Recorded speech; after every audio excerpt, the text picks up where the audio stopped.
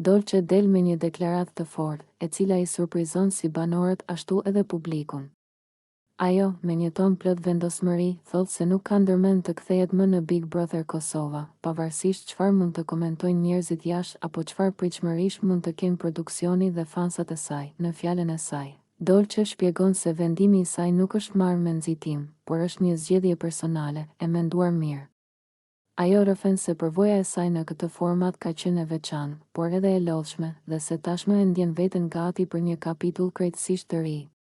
Ajo shton se largimi i saj drejt Italisë dhe pjesëmarrja në Grande Fratello ka qenë një mundësi që nuk mund ta refuzonte, një mundësi për t'u shfaqur para një audience shumë më të madhe. Për të rritur profesionalisht dhe për të sfiduar veten në një mënyrë krejt tjetër, me një buzëqeshje të lehtë, Dolce thotë, unë tani jam në Itali, në Grande Fratello, dhe e kam vendosur që nuk do të kthehem më në Big Brother Kosova. Ky është rrugëtimi im i ri, dhe dua të përqendrohem plotësisht këtu. Banorët dhe shumë fansa mbeten të habitur nga deklarata e saj, por ajo qëndron e palkundur, duke bërë të qartë se ka marrë një vendim të prerë dhe se tashmë po nis një etapë të re në jetën e saj mediatike. Edi ulet në obor bashkë me Sasën, duke kërkuar pak qetësi dhe një njeri me të cilin mund të hapë zemrën. Ai duket i menduar, i raskapitur emocionalisht dhe me sy të lodhur nga netët pa gjumë. Sasa e vëren që ai po mbahej me vështirësi dhe e pyet butë nëse është mirë, çka e shtyn Edin të flas hapur. Me një zë të ulët, Edi i tregon se sa shumë po i mungon Dolce që prej momentit kur ajo u largua nga shtëpia.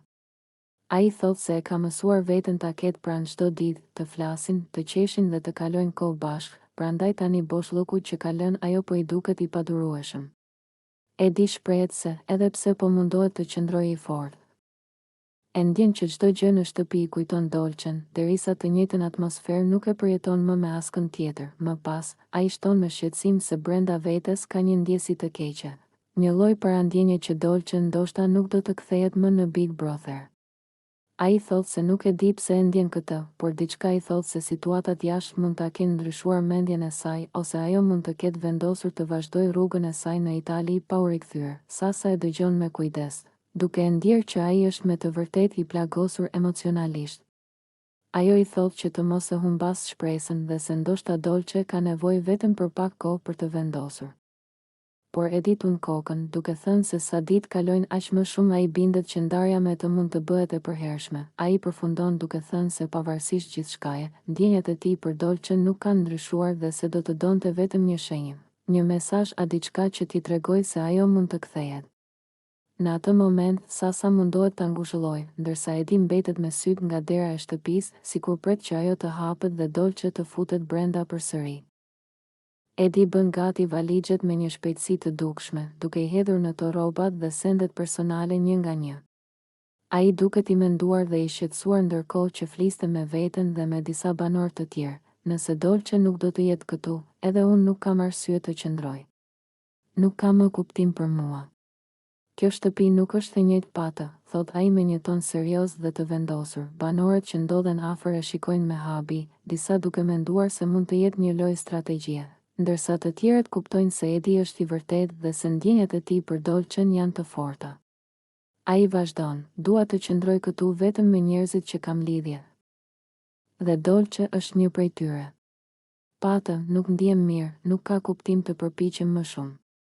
Edi hedh një shikim të gjatë drejt derës dhe duket se po e shqyrton seriozisht mundësinë e largimit. Ai merr frym thellë, e mbështet dorën mbi valixhe dhe thot me vendosmëri, ky është vendimi im për tani. Nëse Dolce nuk do të jetë këtu, edhe unë largohen.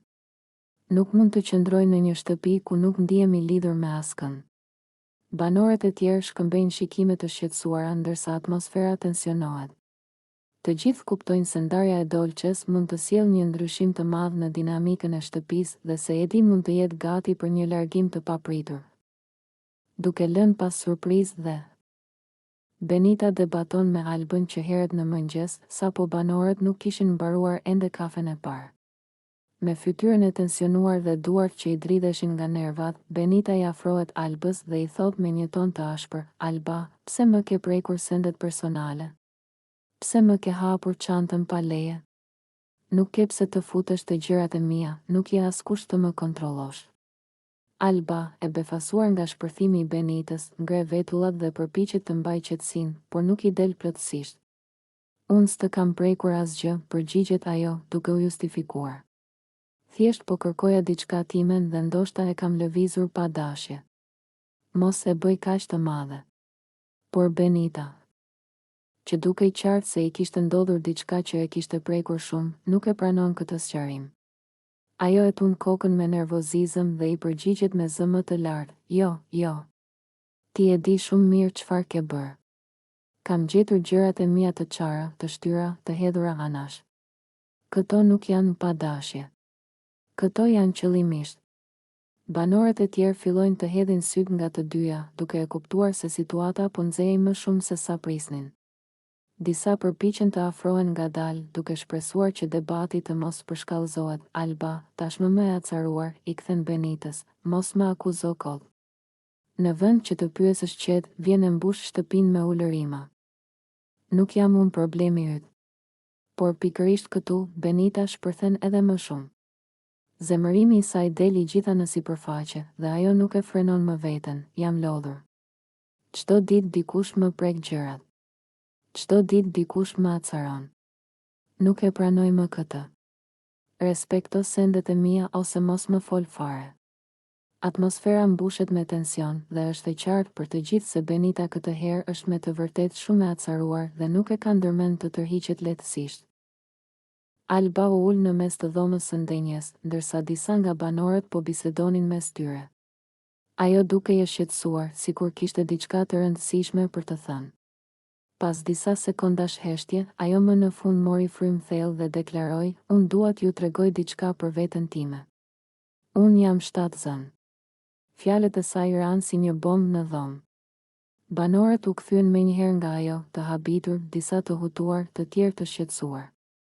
Reagimet ishin të ndryshme, disa i afroheshin për ta mbështetur, të tjerë nuk dinin si të reagonin. Alba vazhdoi të fliste, duke u përpjekur të shpjegonte situatën e saj, unë nuk jam e sigurt se kush është babai i fëmijës. Në jetën time të kaluar kam kaluar një periudhë shumë të ngatëruar, dhe tani kjo situatë më ka tronditur edhe mua. Disa banorë u pan mes tyre me sy të mëdhenj nga surpriza. Të tjerë u përpoqen të tregoheshin më të kujdesshëm dhe më mbështetës, duke e pyetur nëse ajo ishte mirë, nëse kishte nevojë për ndihmë ose nëse ndihej e sigurt ta ndante këtë gjë me ta. Duke folur me një zë paksa të dridhur, Alba shtoi, kam vendosur ta ndaj këtë me ju sepse po më rëndon shumë. Nuk dua të mbaj më asgjë brenda. Nuk e di çfarë do ndodh, por e di që dua të jem e sinqertë. Atmosfera në shtëpi ndryshoi menjëherë. Disa banorë u prekën nga rrëfimi i saj. Duke e parë Albën me më shumë dëmshuri dhe duke e kuptuar se ajo po përjetonte një moment shumë të vështirë, në atë moment, heshtja që mbuloi dhomën ishte e mbushur me emocione, habi, shqetësim dhe pak tronditje, teksa të gjithë po përpiqeshin të përpunonin atë që sapo dëgjuan dhe të kuptonin se si duhej ta mbështesnin Albën në atë situatë të ndërlikuar.